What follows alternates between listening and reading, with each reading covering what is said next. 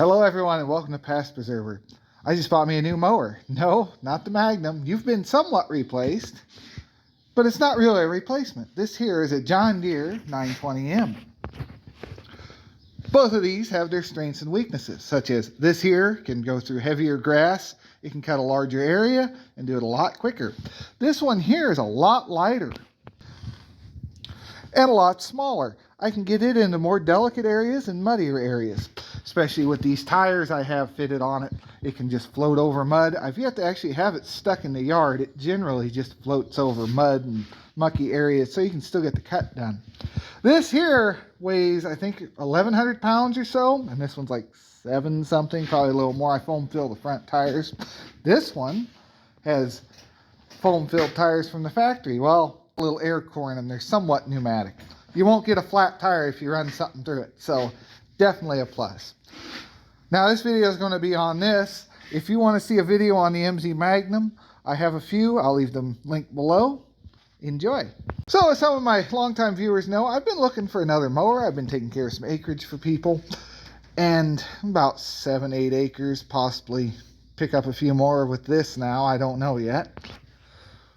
I was looking to buy something new, but it just wasn't in the cards. We're getting the shop done up, concrete down and everything, so that cost a lot of money, and I still had a little bit I wanted to spend on getting an upgraded mower, because what I'm doing now is going to kill this thing in the long run. And this John Deere popped up on Marketplace, and the price was right, so I went ahead and bought it. I did go check it out. It seems in good shape. Now we're having an issue here. It's missing an air breather, such as this one here. They're pretty cheap. That's no big deal.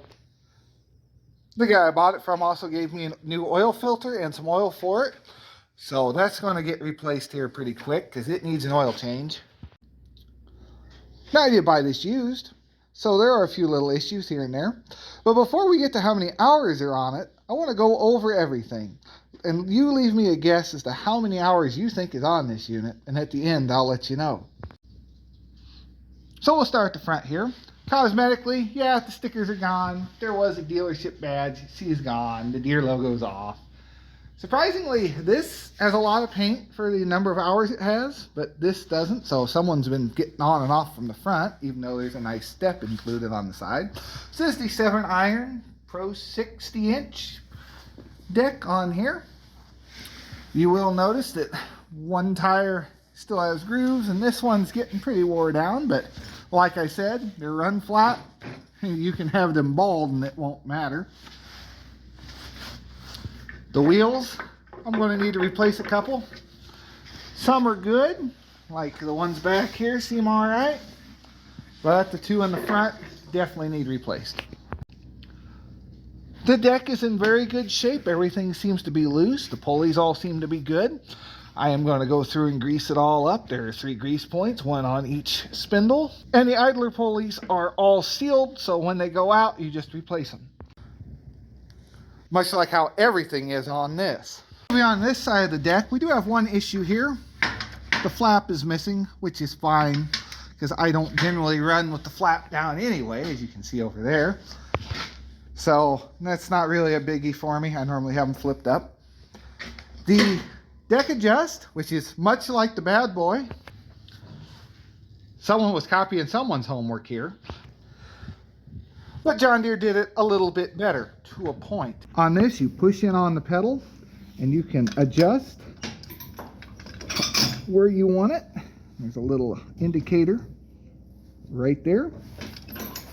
And you let off. The only downside is it has a lock, and this knob is broken off. It's not turning down in there like it should be. So the release mechanism does not work, but the idea of this is to lock the deck in its highest position. The bad boy does not have that. You have to manually twist it around the 4.5 inches and set it to its highest height setting in order to have it the deck all the way up if you're loading and unloading it from a trailer. It is a nice feature. It's kind of a shame it doesn't work quite right. We'll look into fixing that, but it's not a necessity at the moment. Moving on to the seat, she's in pretty good shape overall. The seat belt seems to work and retract, and the button's good. It's not the highest back in the world, but it's definitely not like that one. It's a lot more comfortable already, I can tell. The controls have dampeners on them, and it makes it a very smooth drive. Parking brake is located here. You just push in and let it down, and then that frees this up. This does have an adjustable roll bar, which is something I was very much looking for. You just pull the pins out and you can adjust it either here or down. Moving on to the controls, they're fairly simple. Your PTO switch, your key, your throttle, your choke, and it looks like someone may have had a light set up on here. I'm thinking about mounting a winch off the front personally, because if this thing gets stuck, it's going to be hard to get out. That thing I can kind of get on the front and drag it around and pull it out of wherever it's stuck out of. The plastic on it's in fairly good shape, to be honest. He's got a couple little scars here and there, but nothing too major. And the frame looks very good. The paint is still fairly on it. It's got newer tires on it. It's been plugged. Well, you're going to hit stuff when you're mowing. Tires will pop. This side with the gas tank is taking a little bit more of a scuff, but still not bad. Now the fuel tank, this here has an 11-gallon fuel tank on board, and a nice little fuel gauge right here.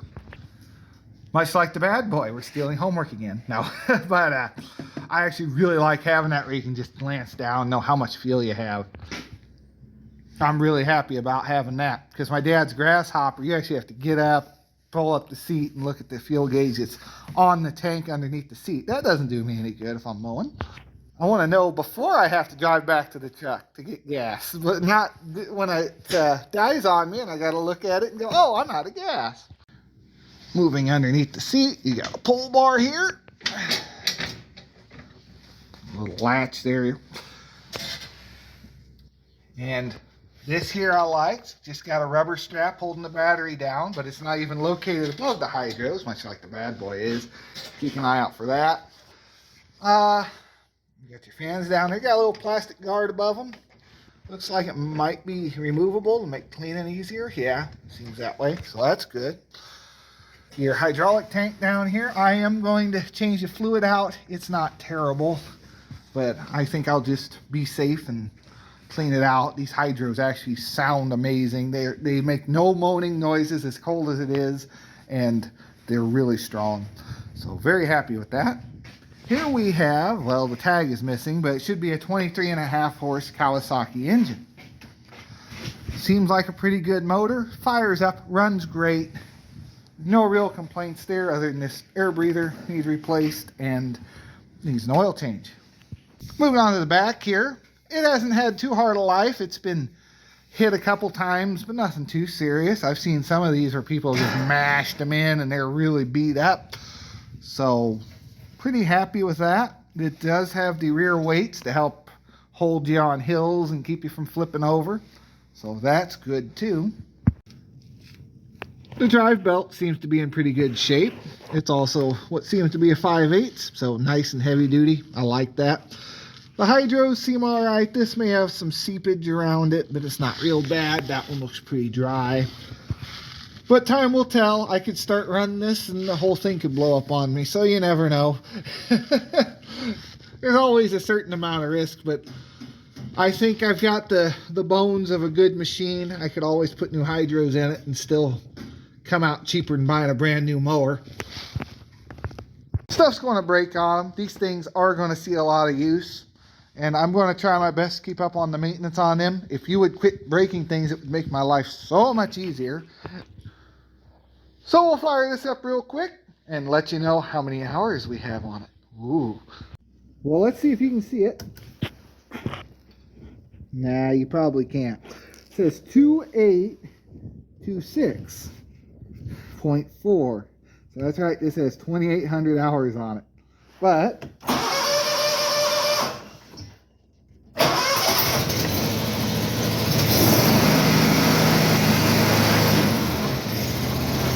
she fires right up.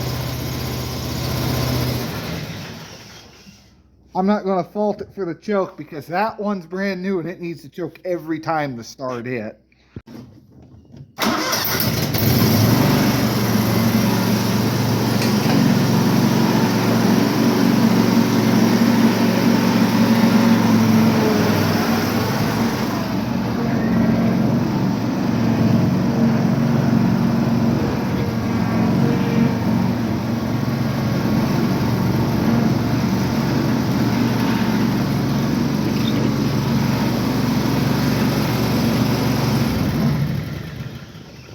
I always find it kind of weird though. It's like you shut it off and it takes it a second for it to kill the engine. Here's a little side by side of them. It sits a lot higher. It's got a lot nicer seat. It's built, I don't know, the bad boy definitely has some heavier built components on it. It uses some thicker steel in areas, but other areas like this here is just square tubing, where this is actually cast iron on the front. And I do like these are replaceable, so if somehow you do hit something and mess these up, you can unbolt them and put new ones on. Much like the bad boy, you can also pick up on this and slide it out and get up to your deck. Help clean it out a little easier. I kind of never did clean the bad boy out. Pick up on that. I need to blow that out real quick. I kept cleaning it off, and then I'd have to go use it again. I'd clean it off, I'd use it again thinking I'm done with it, and then the last time I used it, it never got blown out because I was like, I'll probably need it again. So I got to blow that out yet. Give that one a service, give this one a full service, and a few little things here and there, and I think they'll both be ready to go this summer.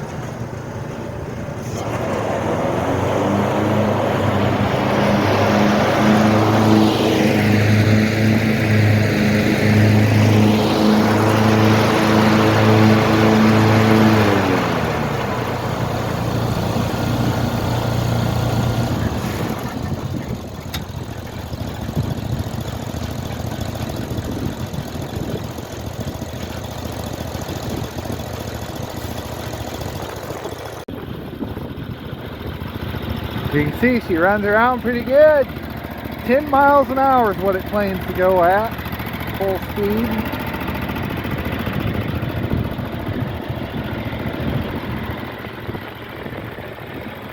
Got a little bit of noise as these things spinning around. So I think that's going to do it for this video.